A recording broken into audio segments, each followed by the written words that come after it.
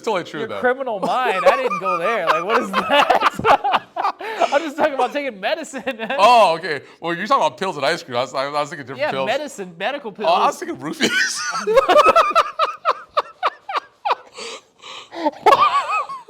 Oh my God. How the heck do we get more people to dance Argentine tango? And you even go specifically, a lot of people say like, we need more young people to dance Argentine tango. You can define young however you want to define it. Well, both myself and Rob have figured out the solution. And the solution to that problem is kind of a controversial one. But damn it, we need to make tango sexy. That is our solution. If anything else, if we've learned what anything does to draw in people, there has to be some kind of allure to, pull people in. And so if you think about it, what does salsa, bachata, all those other dances do? They use that sexiness to attract people to get into the dance space. And so I know a lot of you out there are going to be like, whoa, Derek, this is not salsa, and tango's internal, and, it's about the feeling of the dance, and it's culture, and we're not, hey, we've thought about this for hours and hours. You've probably seen many of our other videos. I don't think there's anywhere else to go, but it's literally this path, or we're just going to continue this thing. This is just going to be the route we take. Either someone's going to have to go out there, and you know what? I'm going to do that for a short video. I'm going to as a challenge, I'm going to go to one of our local Malongas in LA, and can I document it in a way to make tango highlighted in a sexy way, instead of the internal, in the embrace, the feeling. We got that. We've done that. We've been there. It's not as effective as maybe the sexiness thing could be. So yeah, that is our solution. What do you? No, I totally agree with you. So I know people are gonna rip at me for this one because everyone's like, Rob, you always talk about stage. I'm like, yes, I do talk about stage, but stage is sexy to a lot. Stage is sexy. Stage is external, super external, because I'm not dancing for my partner in stage. I'm dancing for the audience. Mm-hmm. So let's just I would say it'd be interesting if there is a stage milonga, where it's a milonga for stage dancers, and then you can get everyone just recording there or whatever, no, because there was a time I tried to be a breakdancer. Right? Okay. No, I would. I think every kid at that during that time. Oh, I was in college. I was in college. I was in the. No. So, but I would go to downtown LA. There'd be break battles and everything. Mm-hmm. I was always too intimidated to actually go into a break battle, but I really tried to be part of the scene, mm-hmm. But I kind of feel like it's that thing where you have these break battles, people would go in and they start breaking, and it's almost like I kind of imagine maybe that's what a stage milonga would be like. You go into your partner, you guys serve, eat this lift. Oh my God. No, okay. Dance battles and everything. It's ridiculous, I know, but ridiculous is awesome too. So, I think that'd be kind of interesting because sometimes, and that's take this, but everybody was kung fu fighting. But that's one of the reasons why I love practicas, because I like practicas more than milongas, straight up. And one of the reasons is because I feel that practicas don't discriminate over crazy, because yeah, you can be as crazy as you want. It's yeah, okay because it's a practica. Yeah, it's a practica. I can be in the corner doing lifts and doing crazy stuff, and no one's gonna bother me. Mm-hmm. You might just go, hey Rob, can you just give us a little more space because those legs are flying. But sometimes it's I see people do crazy stuff. I'm like, wow, that's kind of inspiring. Mm-hmm. When I go to the milonga, no one's doing lifts. No, what's inspiring to me is people's musicality, how clean their steps are. Mm-hmm. But that's not sex. It's sexy for tango, but it's not sexy for the average Joe out there. Right. And so I think I would say you would have a better chance capturing sexy tango at a practica than a milonga, because you go to a milonga, everyone's like the rules are there, everyone knows. No lifts, no boleos, no crazy stuff, you know? Because it's like like the traditional tango is like, the idea of traditional tango is this box that no one's gonna go out of. Like no one's gonna use their crayons, go outside the lines. Where in a practica, I mean, Brian will come here, he'll do some crazy lift with anyone that'll do it. Like I might practice some lifts, I might do some like crazy stage moves here and there. I still do it here. Yeah. So, and to me, like that's more sexy, or the chances of sexy tango happening, I think is more likely at a practica than a milonga. So, if you're challenging yourself with that video challenge, I'd say start with the practicas. You're more likely to get something there. I mean, you might have a good point. I think, maybe it has to do with maybe more relaxed clothing. Because I don't know how, when you watch like tango performances or even just milonga attire, it's not that I wouldn't say it's more classy than sexy. Yeah, but right? Can we get do we need more sexy things like dressing sexy? Would that help?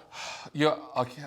I would actually. So, for me, it's not necessarily sexy, but more sensual. Because you could dress really classy and be very sensual. And even that might push tango into a realm that people are like, oh, that's not tango anymore. Because I hear that from the bachata folks. They're like, oh, this is traditional bachata. Oh, you sensual bachata people are like, oh, you're killing bachata. But at the same time, dude, you're getting tons of people in sensual bachata. It's like the new fad. It's like the Tango Nuevo. Yeah, and if Tango Nuevo became we should rebrand Tango Nuevo to sensual tango. No, seriously. It's because it's sensual bachata, sensual this, sensual dude, let's just ride the wave. Ride the wave. Hey, that might actually be a good idea. Hey, Michael McCarroll, modern music milonga. No, it's no longer Tango Nuevo, no longer modern music milonga. It is sensual tango, buddy. Second Sundays by your side, sensual tango. It's pretty good marketing. Just have Antonio Banderas on your front picture. I think we're gonna hear a lot of people saying, "Oh, but that's not what tango is," and I think that. Just think about your story. I fell in love with Gotan Project. That was one of the first tango songs that I ever heard, really. And I was just like, that's awesome. I don't know what this traditional tango music is. And that's really what pulled me in. Now it's almost blasphemous, right? It's just like, of course I love the traditional tango music way more now. I think just get people in the door and then they will filter their way into the things that you would all brand as tango.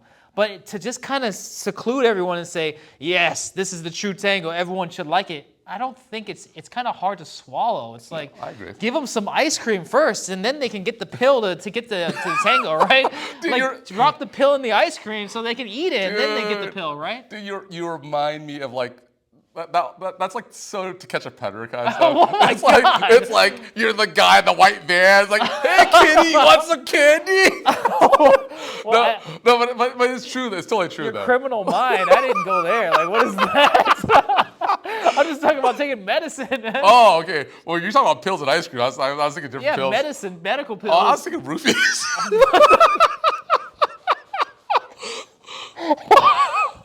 But anyway, going back to oh my gosh. Going back. Oh my god.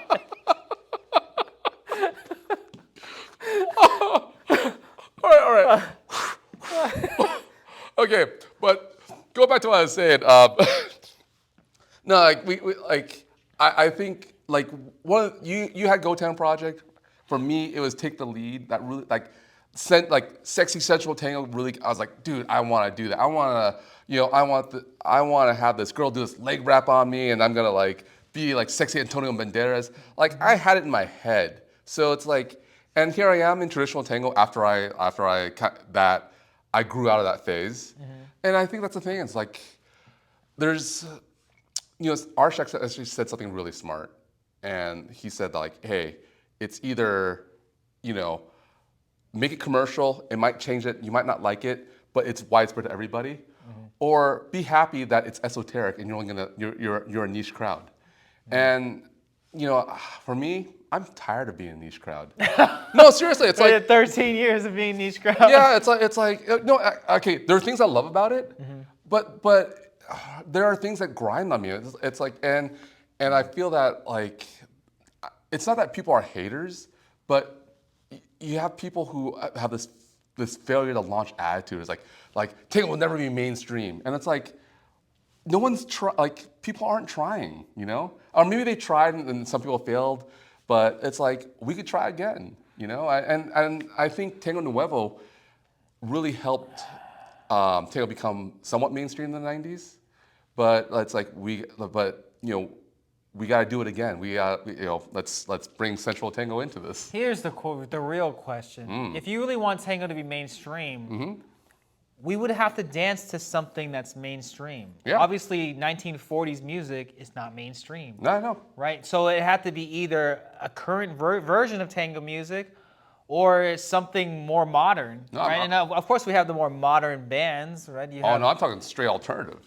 Yeah, because Tango Bardo's not going to be on your radio station walking down the street in LA. You might be able to sandwich that into like Teddy Swims and and Beyonce, but and I think that's possible. But I mean, the only thing is with that is that we lose the battle against the other like West Coast swings and the Zooks. Well, what do you mean by lose the battle? Like because that's like they dance to that music. That's strictly what they do. Yeah. Their whole dance form is to that kind of music.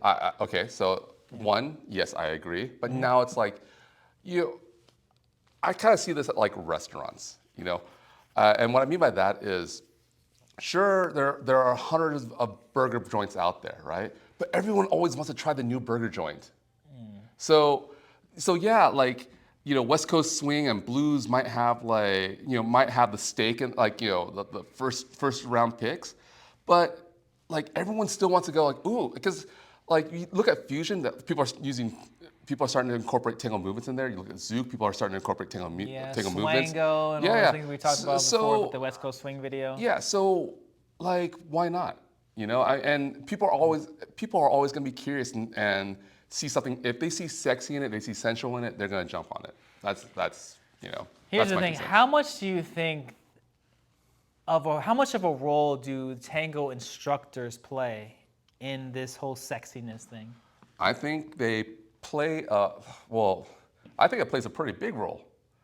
Here's the thing: it's like I was having dinner recently with Anna Thomas, who's a friend of mine. She's visiting from Vegas, and she was saying, you know what? Like, because I was saying, man, yeah, like, I don't know. I just have all these, I have mostly women in my classes, and it's mostly women in general you see in tango classes. What do we do to get more men? And she was like, well, in my classes, I have mostly all men. And then I said, well, look at you, of course. What do you think you're going to attract?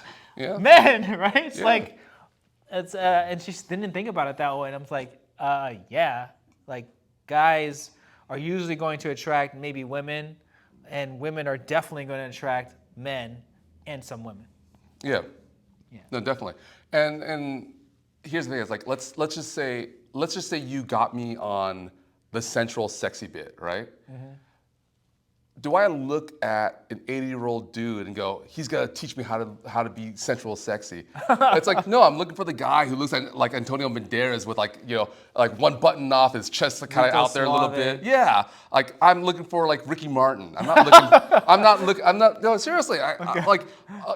Okay, I might think the 80-year-old dude is pretty badass now as a tango dancer, right? Yeah. But I'm just saying, I'm Joe Schmo off the street. I don't know anything about tango. I just saw Antonio Banderas do this like lift. I'm like, I want to do that. Yeah. I'm not gonna look for George Burns or like some 90-year-old dude to teach me how to be sexy. Yeah. I'm looking for the Enrique Iglesias guy.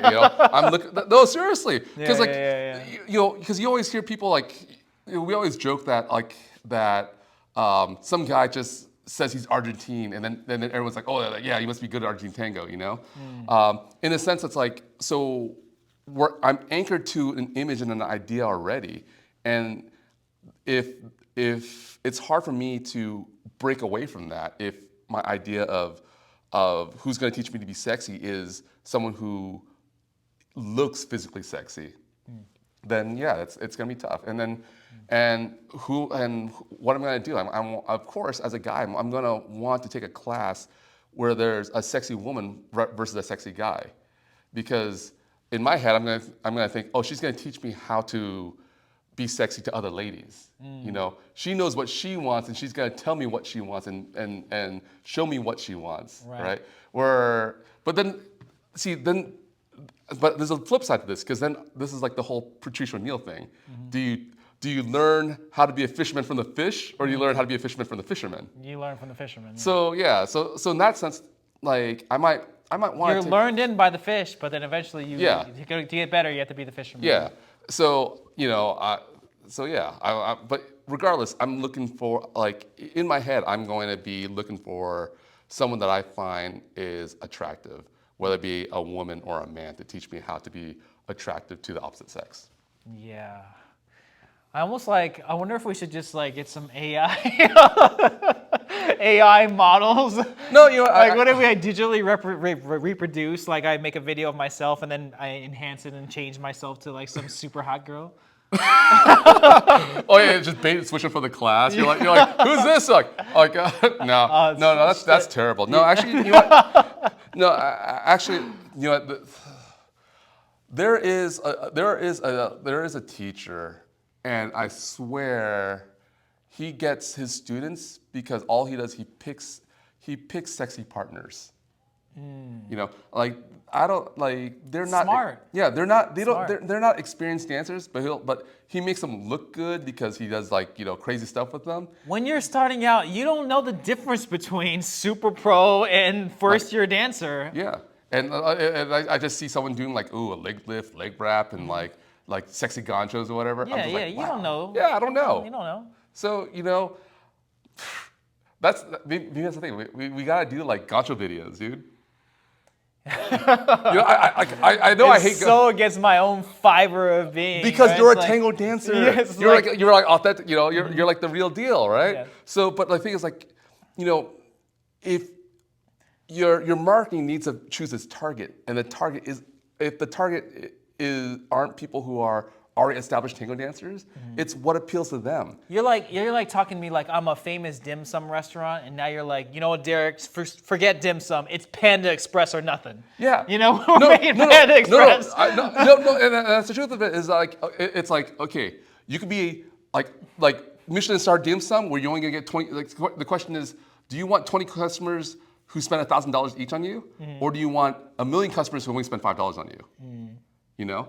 And I see we've been that esoteric, expensive, niche following, and I'm saying I'm tired of being that. I'm tired of promoting that. I want to break out, and I've always said hey, you know what?